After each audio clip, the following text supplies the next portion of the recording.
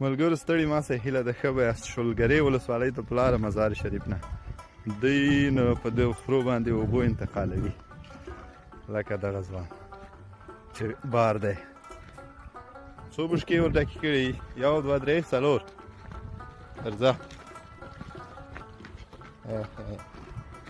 ایره کجا میبرین بیادر ها؟